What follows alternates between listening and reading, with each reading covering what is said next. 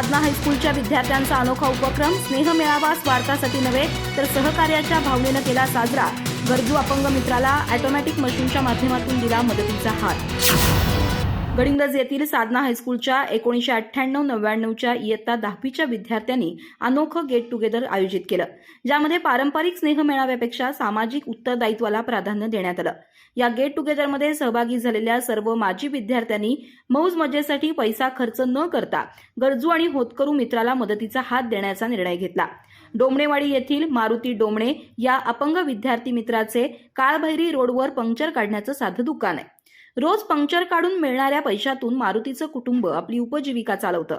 मात्र शारीरिक अपंगत्व असल्यानं हा व्यवसाय सांभाळताना त्याला अनेक अडचणींचा सामना करावा लागत होता।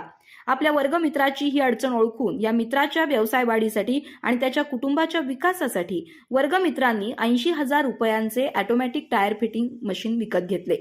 मारुतीला हे मशीन खरेदी करण्यासाठी आर्थिक तंगी होती, परंतु त्याच्या मित्रांनी एकत्र येऊन त्याला मदतीचा हात दिला।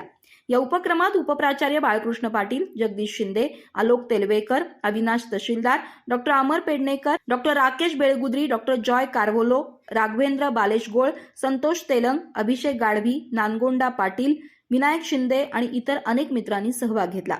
हे गेट टुगेदर एक वेगळंच उदाहरण ठरलं, जिथं स्वार्थासाठी नव्हे तर सहकार्याच्या भावनेनं मित्रांनी एकत्र येऊन सामाजिक उत्तरदायित्व जपलं।